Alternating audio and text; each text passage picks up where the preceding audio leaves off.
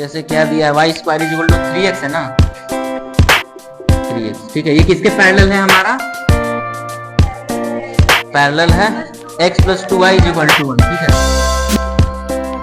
x plus 2y is equal to 1, इसका जो tangent है, तो ये टेंजेंट क्या दे रहा है हमको, इसका जो m निकालेंगे तो क्या आएगा, -1/2 है ना। ठीक है, तो इसको डिफरेंशिएट कर दो, 2y dy by dx is equal to 3। ठीक है, ये यही क्या है, ये पॉइंट है ना, मान लो ये y1 हो गया, dy बाई dx क्या दे दिया हमें, 3/2y1। ठीक है, ये y वही पॉइंट होगा उस पे जहाँ पे कि हमको ये पैरेलल मिल रही है। ठीक है, y1 है, x1 तो इसकी जरूरत ही नहीं है, तो ये हमारा इक्वल किसके है, -1/2 के dy/dx। ठीक है, तो y1 क्या आ जाएगा हमारा, y1 आ गया -3।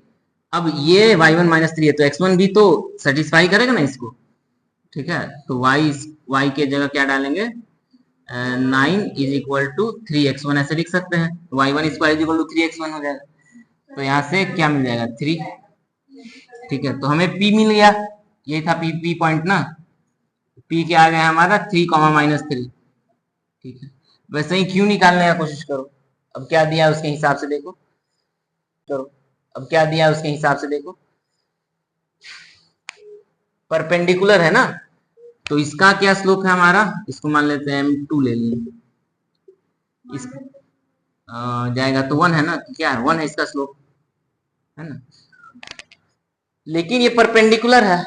ठीक है, और इसके इस पे जो टेंजेंट बन रहा है वो इसके परपेंडिकुलर है ना, तो इसके टेंजेंट का स्लोप क्या हो जाएगा फिर, -1 हो जाएगा। समझ में आ रहा है, इसका जब dy/dx होगा, वो कह रहा है कि इस लाइन के परपेंडिकुलर है ना, तो इस लाइन का जो स्लोप है वो क्या हो जाएगा कि इसके टेंजेंट के परपेंडिकुलर बनेगा, तो इस टेंजेंट का क्या स्लोप होगा, -1 हो जाएगा। इसका जो dy/dx निकालेंगे क्या होगा, -1 हो जाएगा। ठीक है, -1/m2 के बराबर होगा, तो -1 यहाँ से निकल गया। तो अब उसको डिफ्रेंशिएट करके फिर इसमें ही पुट कर देना जो भी आता है, एक्स और वाई में शायद रिलेशन आएगा, कट तो नहीं पाएगा, केवल एक्स या केवल वाई में इसकी तरह नहीं आ पाएगा, लेकिन एक रिलेशन आएगा तो डाल देना, तो वहां से फिर आ जाएगा पॉइंट, चलेगा।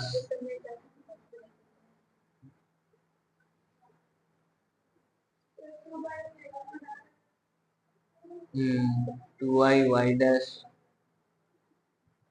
बाई 1 ही रहेगा इज इक्वल टू 0,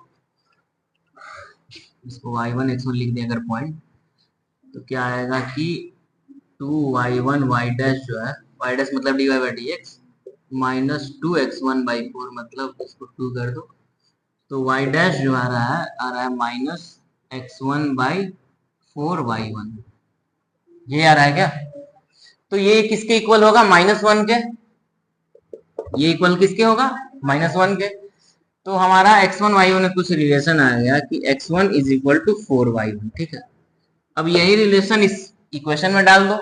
ठीक है, क्योंकि इसी का ये पॉइंट है ना जिसपे कि टेंजेंट बन रहा था, तो इसमें जब डालेंगे एक्स स्क्वायर के जगह 4y1 का स्क्वायर बाई 4 प्लस y1 का square by 1 is equal to 1। अब इसको क्वाड्रेटिक थोड़ा सॉल्व कर लो, 16y1 square by 4 plus y1 square is equal to 1, तो 4 4 16 हो गया, कितना हो गया 5y1 square is equal to 1, तो y1 क्या आ जाएगा, प्लस माइनस